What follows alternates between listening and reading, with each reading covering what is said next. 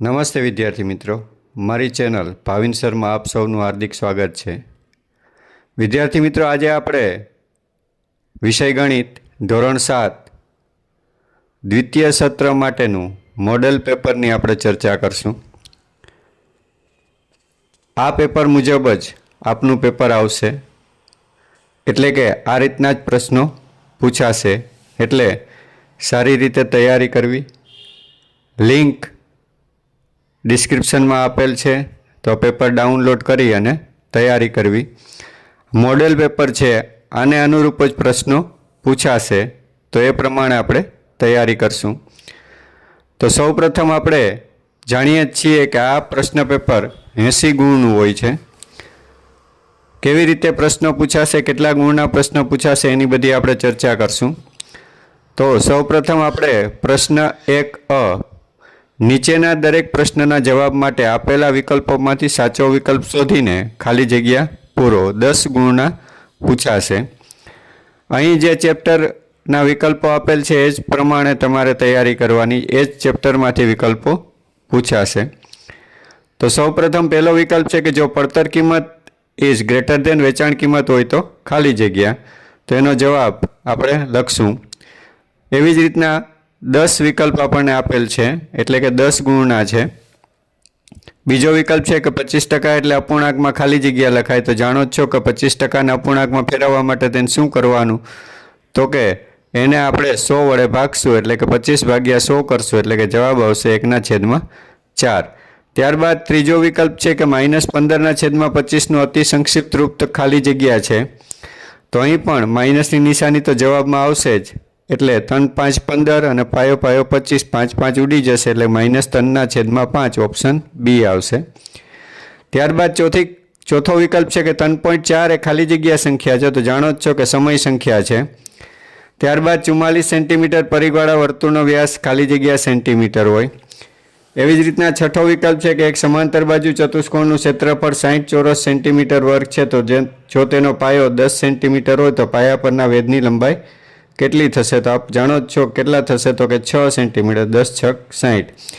સાતમો વિકલ્પ છે કે -2x3 y4 z5 પદમાં સંખ્યાત્મક સહગુણક ખાલી જગ્યા. તો સંખ્યા કઈ છે? તો કે -2, એટલે કે ઓપ્શન ડી.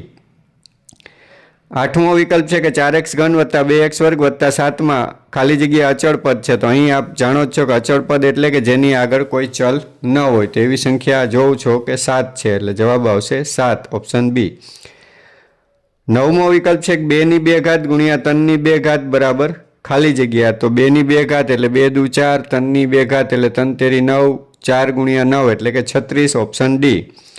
ત્યારબાદ 10મો વિકલ્પ છે કે 1000 બરાબર ખાલી જગ્યા. તો 1000 બરાબર કેટલા થશે? તો કે આપણે એક જ વસ્તુ યાદ રાખવાની, એકની પાછળ જેટલા શૂન્ય હોય એટલી આપણે ઘાત લખવાની. અહીં એકની પાછળ 3 શૂન્ય છે, એટલે કે 10^3.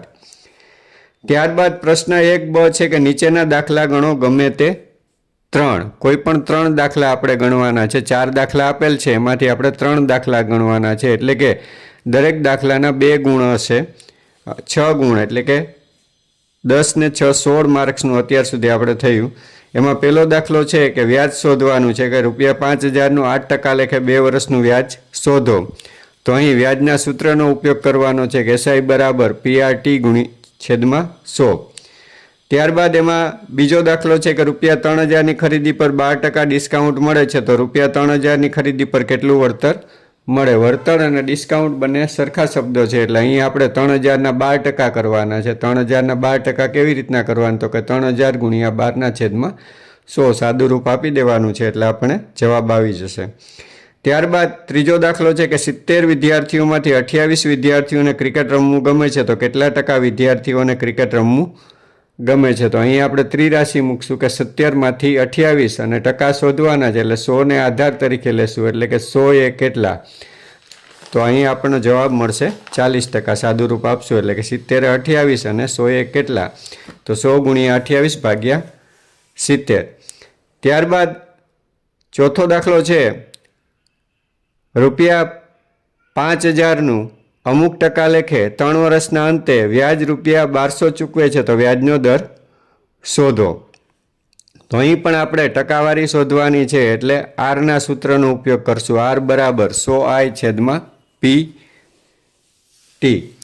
ત્યારબાદ પાંચમો દાખલો છે કે ટકામાં રૂપાંતર કરો 0.05 અને આપણે ટકામાં રૂપાંતર કરવા, ટકામાં રૂપાંતર કરવા માટે થઈને 100 વડે ગુણવા પડે, એટલે કે 0.05 ને 100 વડે ગુણશું 5% જવાબ આવશે.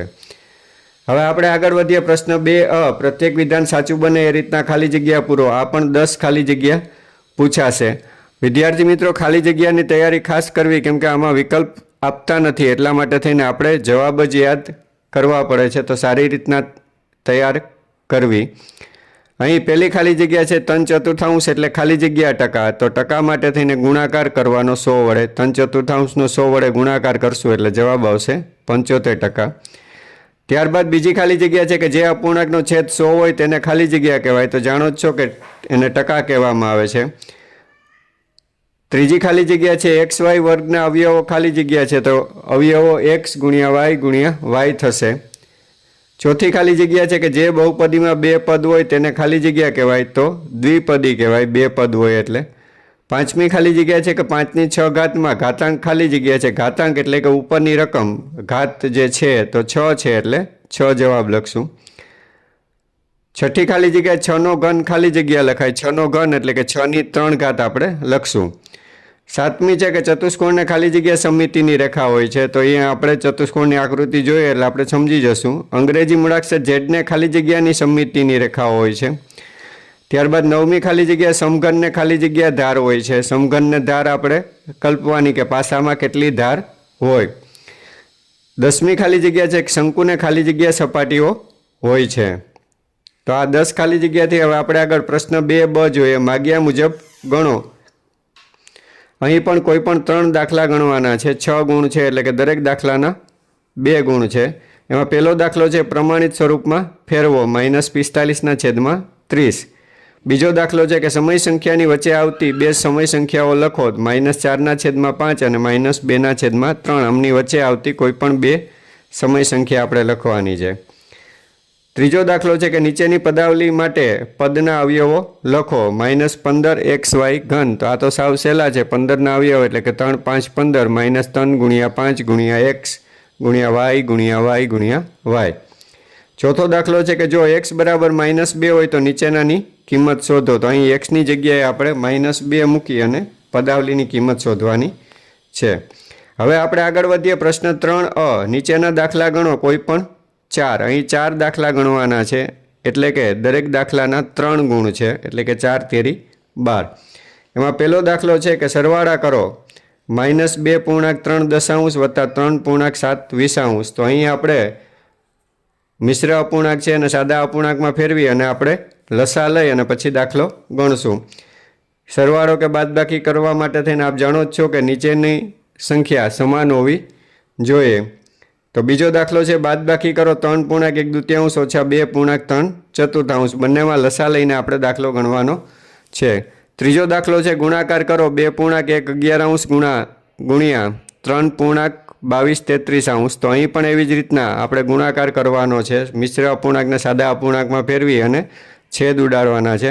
ત્યારબાદ ચોથો દાખલો છે ભાગાકાર કરો -51/64 ભાગ્યા 85/96. અહીં પણ એવી જ રીતના કરવાનું છે. ભાગાકારની નિશાનીને ગુણાકારની નિશાનીમાં બદલી અંશ અને છેદને બદલાવી નાખશું એટલે કે 85/96 છે અને બદલે 96/85 અને પછી અવયવ પાડી અને છેદ ઉડાડશું એટલે આપણને જવાબ મળશે. પાંચમો દાખલો છે કે જો x બરાબર 1 અને y બરાબર -1 હોય તો નીચેનાની કિંમત શોધો. એટલે કે x વર્ગ વત્તા y વર્ગમાં xની જગ્યાએ 1 અને yની જગ્યાએ -1 મૂકવાના છે. ત્યારબાદ પ્રશ્ન 3b છે કે નીચેની આકૃતિમાં કેટલા સમઘન છે તે લખો. નીચેની આકૃતિમાં કેટલા સમઘન છે તે લખો. આમાં આપણને 3 આપ્યા છે, એમાંથી કોઈ પણ 2 આપણે 2 લખવાના છે કે નીચેની આકૃતિમાં કેટલા સમઘન છે તે લખવાનું. અને બીજું આપણને દાખલો એમાં આપેલ છે કે નીચેના કોષ્ટકના જવાબ લખો. ક્રમ, વસ્તુ, ઊભા કાપથી 8 આકાર અને આડા કાપથી 8 આકાર. પાસો છે અને ઊભો કાપો તો કેવો દેખાશે તો કે ચોરસ, અને આડો કાપશો તો પણ ચોરસ. પાણીની પાઇપ એવી રીતના ઊભી કાપશો તો લંબચોરસ દેખાશે અને આડી કાપશું એટલે આપણને ગોળ દેખાશે.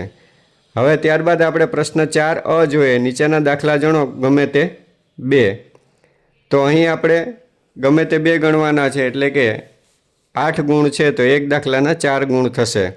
એમાં પહેલો દાખલો છે કે 88 સેન્ટીમીટર પરિઘ ધરાવતા વર્તુળનું ક્ષેત્રફળ શોધો. સૌપ્રથમ આ દાખલામાં આપણે શું કરવાનું છે તો કે ત્રિજ્યા શોધવાની છે. ત્રિજ્યા શોધ્યા પછી આપણે એની મદદથી વર્તુળનું ક્ષેત્રફળ શોધવાનું છે.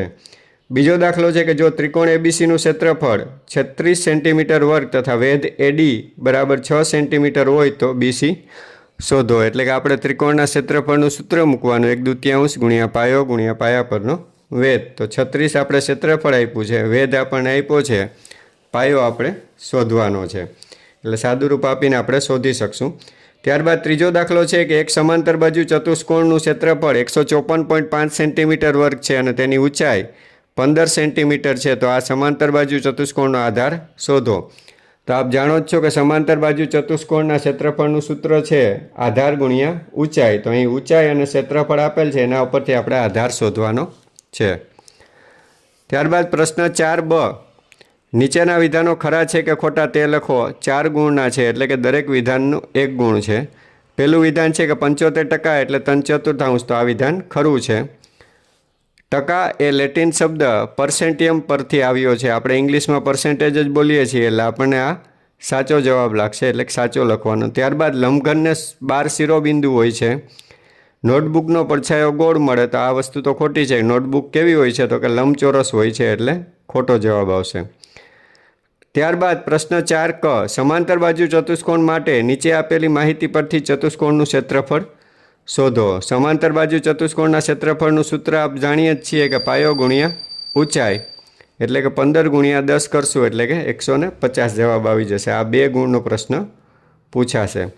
ત્યારબાદ પ્રશ્ન 4d, નીચેના કોષ્ટકને પૂર્ણ કરો. આ પણ 2 ગુણનો છે. અહીં પણ આપણને ક્રમ, આકાર, પરિભ્રમણનો ક્રમ અને પરિભ્રમણ કોણ આપણે લખવાનો છે કે ચોરસ છે તો એનો પરિભ્રમણનો ક્રમ કેટલો થશે અને કોણ કેટલો થશે. એવી જ રીતના સમબાજુ ત્રિકોણમાં પણ પરિભ્રમણનો ક્રમ અને પરિભ્રમણ કોણ લખવાનો છે.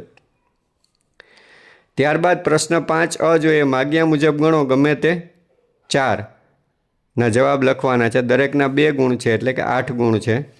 એમાં પહેલો પ્રશ્ન છે કે ઊભી પરાવર્તિત સમમિતિ હોય તેવા અંગ્રેજી મૂળાક્ષર લખો. ઊભી પરાવર્તિત સમમિતિ કેમાં જોવા મળશે તો કે એ, એચ આ બધામાં જોવા મળશે. તો આપણે એ અક્ષર લખવાના છે. ત્યારબાદ બીજો દાખલો છે કે પ્રતિબિંબિત તૂટક રેખાના આધારે ચિત્ર પૂરું કરવાનું છે. આ ચિત્ર સાવ સહેલું છે, આરામથી તમે કરી શકશો. આના 2 ગુણ છે. પેન્સિલનો ઉપયોગ કરીને આકૃતિ આપણે દોરવાની છે. ત્યારબાદ ત્રીજું છે કે નીચેની આકૃતિમાં બધી જ સમમિતિની રેખાઓ દર્શાવો અને દરેક આકૃતિમાં કેટલી સમમિતિની રેખાઓ છે તે પણ લખો. આ પણ સહેલું જ છે. આકૃતિ પેન્સિલથી દોરી અને સમમિતિની રેખાઓ તૂટક સ્વરૂપમાં દર્શાવવાની છે. ચોથો દાખલો છે, નીચેની આકૃતિઓ માટે સમમિતિની રેખાઓની સંખ્યા જણાવો. લંબચોરસ અને ચતુષ્કોણમાં કેટલી સમમિતિની રેખાઓ છે તે જણાવવાની છે. પાંચમો છે કે નીચેની આકૃતિનો પરિભ્રમણીય સમમિતિનો ક્રમ જણાવો. એ પણ આપણે કેવી રીતે જણાવવાનો છે તે જોઈને આપણે આકૃતિ દોરી અને ચેક કરી લેવાનું છે. ત્યારબાદ પ્રશ્ન 5b છે, સૂચના મુજબ ગણો ગમે તે 6 ગુણ, એટલે કે દરેક દાખલાના 3 ગુણ છે. એમાં પહેલો દાખલો છે કે અવિભાજ્ય અવયવો પાડી સંખ્યાને ઘાત સ્વરૂપમાં લખો. 720 છે, એના આપણે અવયવ પાડવાના છે. કે પહેલાં આપણે શીખી જ ગયા છે કે પહેલાં 2 વડે ભાગવાનું, 2 વડે ભાગ ન ચાલે, 3, 5 એ રીતના ભાગ ચલાવવાના છે.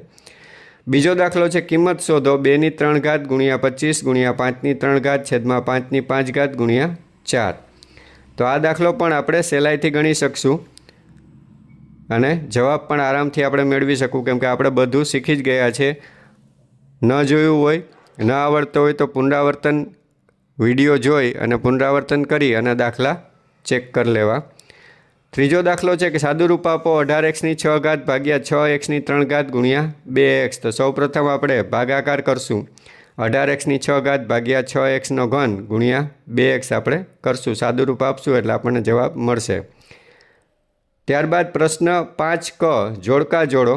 2 ગુણના છે. અહીં આપણે માત્ર આકાર લખવાના છે. કયા આકાર છે કે પહેલું છે દડો છે તો એ ગોલક આવશે. બીજો આકાર નળાકાર છે, ત્રીજો આકાર છે સમઘન છે અને ચોથો આકાર છે લંબઘન છે. તો આપણે સારી રીતે આ પેપર સમજી ગયા. વિદ્યાર્થી મિત્રો, PDF મોકલેલ છે તે પ્રિન્ટ કઢાવી અને વધુને વધુ અભ્યાસ કરો. કંઈ પણ ન સમજાય તો કોમેન્ટ કરો કે જેથી હું તમને જવાબ આપી શકું. તો દરેક વિદ્યાર્થીને પરીક્ષા માટે best of luck. Thank you.